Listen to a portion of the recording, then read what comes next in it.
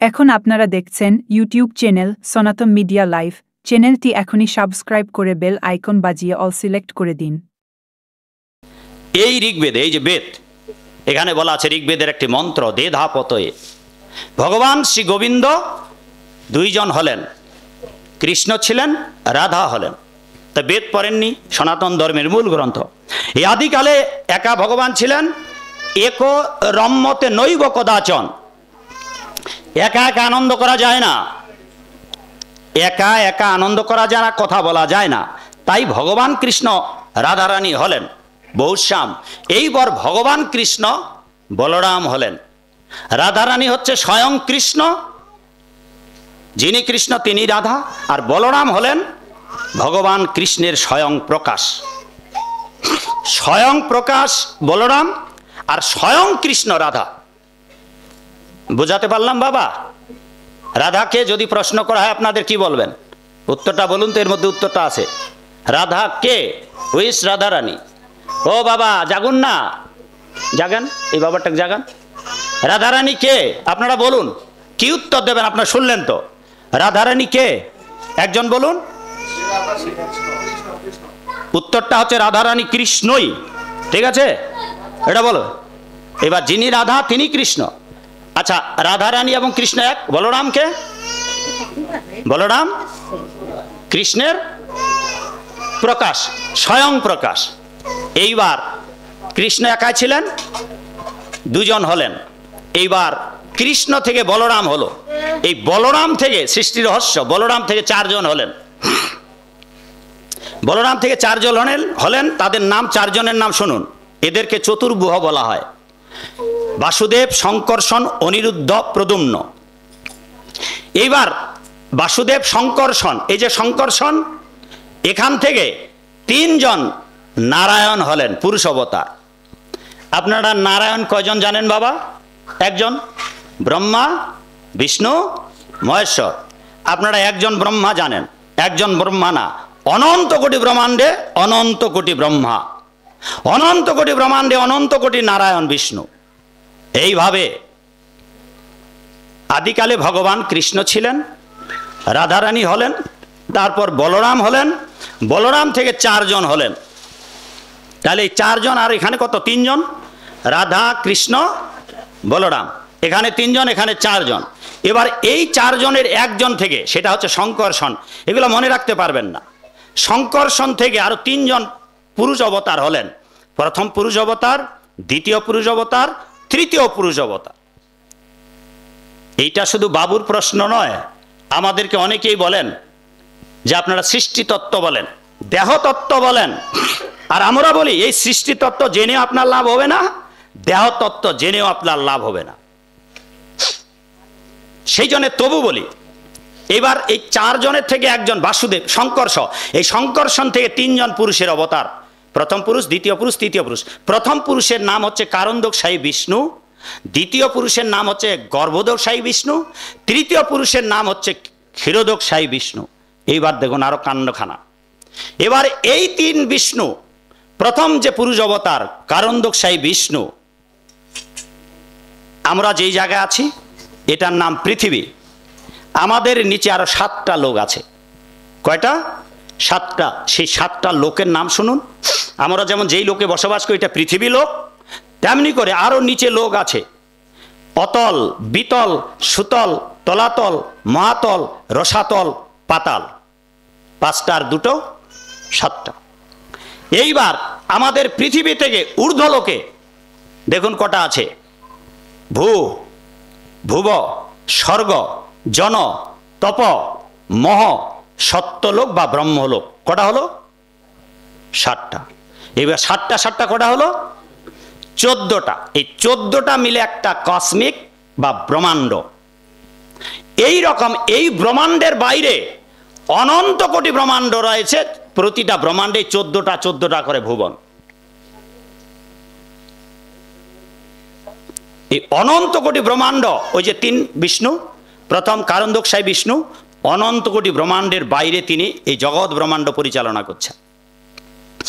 আর এই যে 14টা, অতল বিতল সুতল তলাতল মহাতল রসাতল পাতাল ভূ ভুব স্বর্গ জনতপ স্বর্গ মহাসত্যলোক, এই 7টা একটা ব্রহ্মাণ্ড, 7 7 14টা।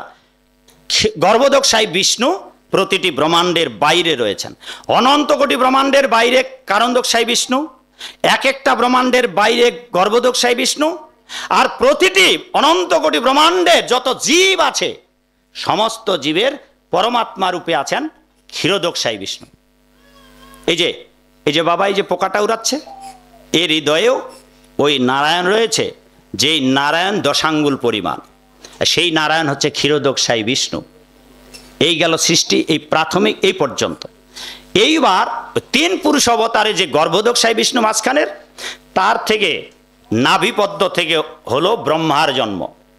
যেই ব্রহ্মা আমাদের এই ব্রহ্মাণ্ডের মালিক, যার মাথা হচ্ছে কয়টা মাগো? ব্রহ্মার মাথা কয়টা? হ্যাঁ, 3টা 5টা? কোনটা হবে তখন? লটারি করতে হবে। 3টা 2টা 5টা? 3টা। মা ভালো করে ছবিতে দেখেছে 3টা। কতবার আসলাম, কতবার বললাম, ঘাড়ে কার কয়টা মাথা আছে এটা খবর নাই। হ্যাঁ, তাহলে এই মাথায় কিছু থাকবে আমাদের? ব্রহ্মার মাথা 4টা, শিবের মাথা 5টা, আর আমাদের এই যে 7 7 14 অতল বিতল সুতল তলাতল মহাতল রসাতল পাতাল আর ভূ ভুব স্বর্গ জনতপ মহাসত্য, এই ব্রহ্মাণ্ডের ব্রহ্মার মাথা 4টা। আর এই ব্রহ্মাণ্ডের বাইরে যে আরেকটা ব্রহ্মাণ্ড আছে ওটার মাথা 8টা। তার বাইরে যে আরেকটা ব্রহ্মাণ্ড আছে ওটার মাথা 16টা। তার বাইরে আরো যে ব্রহ্মাণ্ড আছে দ্বিগুণ করুন, 16 32টা। তার ওই ব্রহ্মাণ্ডের বাইরে যে আরেক ব্রহ্মা আছে 64টা। তার বাইরে যে আরো ব্রহ্মাণ্ড আছে 64কে 2 গুণ করুন, 128টা। এইবার তার বাইরে যে ব্রহ্মাণ্ড আছে 128কে 2 দিয়ে গুণ করে যাও। এই যে বাবুকে হিসাব করে দিচ্ছে, ওটা তো কম্পিউটার। হ্যাঁ, এইভাবে একটা নয়, অনন্ত কোটি ব্রহ্মাণ্ড, আর অনন্ত কোটি ব্রহ্মাণ্ডের স্রষ্টা হচ্ছেন ঈশ্বর পরম কৃষ্ণ সচ্চিদানন্দ বিগ্রহ। এইবার এই ব্রহ্মা তৈরি হলো 4 মাথাওয়ালা। এই ব্রহ্মার পদ্ম ফুলে দান, গর্ভোদকশায়ী বিষ্ণুর নাভি পদ্ম থেকে ব্রহ্মার জন্ম। এই ব্রহ্মা 432 কোটি বছর ধরে ওই পদ্ম ফুলের বসে ওম নম ভগবতে বাসুদেবায়, কত বছর ভেবে দেখছেন? 432 কোটি বছর। তারপর ভগবান তাকে দর্শন দিয়ে সৃষ্টি কার্য নির্বাহের জন্য বলে দিলেন। ব্রহ্মা প্রথমে 11 জন ঋষি তৈরি করলেন, তারপর সপ্তর্ষি, এরপর আরো অনেক কিছু তৈরি করলেন। এই আকাশ বাতাস চন্দ্র সূর্য, যেদিন সূর্যকে সৃষ্টি করলেন এই পৃথিবী অন্ধকার ছিল মা। যেদিন সূর্য সৃষ্টি হলো তখন উলু উলু উলু ধ্বনিতে, মঙ্গল ধ্বনিতে ওই ঋষিবৃন্দ বা চারিদিকে যেন এমন একটা মাঙ্গলিক ধ্বনি, উলু ধ্বনির সৃষ্টি হলো। আর সেই থেকে জগতে মায়েরা যে উলু দেয়, এইটারও প্রশ্ন উত্তর আছে এখানে। এ আমার জীবন্তরী চলার পথে 2nd পার্টে, যে উলু ধ্বনি কোত্থেকে এলো। যেদিন এই পৃথিবীতে সূর্যের জন্ম হলো, অন্ধকার জগৎ আলোকিত হলো, সেই দিন থেকে এই উলুধ্বনি জগতে প্রচারিত হল। এইভাবে 11 জন ঋষি তৈরি হলো, সপ্ত ঋষিরা তৈরি হলো, নারদ তৈরি হলো, এবং ব্রহ্মার 4 কুমার তৈরি হলো। 4 কুমার দেখবেন, ছোট ছোট বাচ্চা, ভাগবতের ছবি আছে। সনক, সনাত কুমার, সনাতন আর সনকা নন্দ। কি পণ্ডিত মশাই 4টার নাম মনে নেই? এই 4 জন, এদের জন্ম হলে ব্রহ্মা বললেন তোমরা বিয়ে করো, সংসার করো এবং আমাকে সৃষ্টি কার্যে সাহায্য করো। এই ব্রহ্মার 4 পুত্র বললেন যে হে পিতা, আমরা যদি বিবাহ করি, দেখুন কেন বিবাহ করে না সাধুরা অনেকেই, আমরা যদি বিবাহ করি তাহলে মায়াদেবীর কারাগারে বন্দি দশা প্রাপ্ত হয়ে ভগবান শ্রী গোবিন্দের গুণকীর্তন করতে ভুলেই যাব মায়ার চক্রে। সেই জন্য হে পিতা, আপনি আমাদের পরম পিতা হলেও আমরা আপনার কথা বাধ্য নই, আমরা বিবাহ করব না। 4 ভাই একই সুরে কথা বললেন, 4 ভাই ওরা বিবাহ করবে না। আচ্ছা, বেটা যদি বাপের কথা না শুনে তাহলে বাপ ক্ষিপ্ত হবে না বাবা? একেবারে দিয়ে দিছে অভিশাপ ব্রহ্মা, যে তোরা বিয়ে করবি না, আমাকে সাহায্য করবে না, আমি তোমাদের পরম পিতা, আমি তোমাদের পিতা আর আমার অবাধ্য, ঠিক আছে, তোমরা আর বড় হবে না, যতটুক আছো ততটুকুই থাকো। সেই থেকে আজ অবধি লক্ষ লক্ষ কোটি কোটি বছর চলে যাচ্ছে, ওই তার 4 পুত্র ব্রহ্মার ওই এতটুক। হ্যাঁ বাবা, তুমি তো কালকে আসছিলা, দাঁড়াও দেখি, কালকে তো একবার দাঁড়াইছিল, আজকে একবার দাঁড়াও। এই ব্রহ্মার মানস পুত্ররা এই এতটুকু, এইটুক অবস্থা একবার বৈকুণ্ঠে গেল।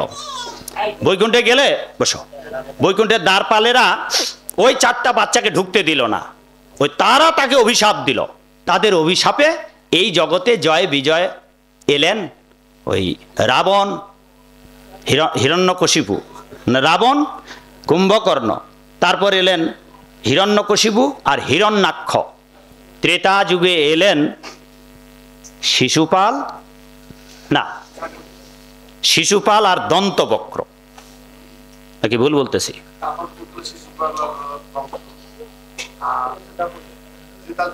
না, কংস নয়, কংস নয়, এইটা ভুল।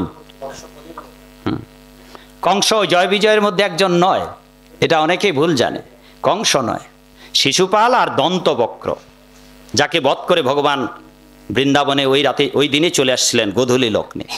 সুতরাং আজকে জেনে দেখুন যে দ্বারপাল যে জয় বিজয় ছিলেন, তারা সত্যযুগে হিরণ্যাক্ষ আর হিরণ্যকশিপু, ত্রেতা যুগে রাবণ আর কুম্ভকর্ণ, আর দাপর যুগে শিশুপাল আর দন্তবক্র।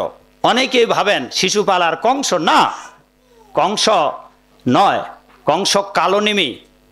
ত্রেতা যুগে যিনি কালনিমি ছিলেন, সেই কালনিমি কংস কি কলির অংশে?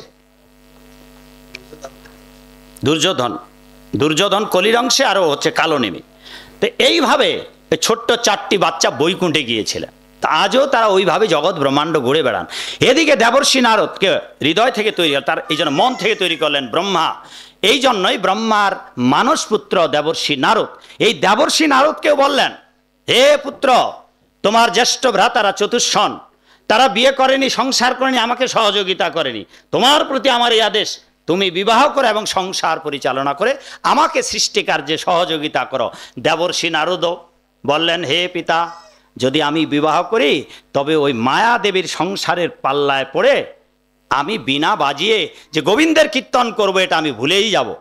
ব্রহ্মা তাকে অভিশাপ দিলেন, বাপ তাকে অভিশাপ দিলেন। তাকে কি অভিশাপ দিলেন জানেন বাবা? এই 4 পুত্রকে অভিশাপ দিয়েছিলেন, তোমরা ছোটই থাকো, বড় হবে না। আর ব্রহ্মা তার মানস পুত্র নারদকে অভিশাপ দিয়েছিলেন যে তুমি এক জায়গায় স্থির থাকতে পারবে না। কতটুকু সময় থাকবে নারদ? বাড়িতে যদি ভিক্ষুক আসে, মাগো মা ভিক্ষা দে, মাগো ভিক্ষা চাই, মা ভিক্ষা চাই, এইবার হ্যাঁ ভিক্ষাং দেহি, আপনি বাড়িতে ঢুকে মায়েরা ঘরে যেখানে চাল আছে, মা আচ্ছা চাল আনতে গিয়ে আর আনতে আর দিতে যতটুকু সময়, দেবর্ষি নারদ কোনো জায়গায় শুধু ততটুকু সময় থাকতে পারবেন। এ হচ্ছে দেবর্ষি নারদের প্রতি তার পিতা ব্রহ্মার অভিশাপ। তবে তার জন্য এটা মঙ্গল হয়েছে, তিনি ত্রিভুবন ঘুরে, তীর্থভূমি ঘুরে, ব্রহ্মাণ্ড ঘুরে, অনন্ত কোটি ব্রহ্মাণ্ড, অনেকে ভ্রমণ পিপাসু আছে না, দেবর্ষি নারদ বিনা বাজাতে বাজাতে সারাক্ষণ ব্রহ্মাণ্ড ঘুরে বেড়ান।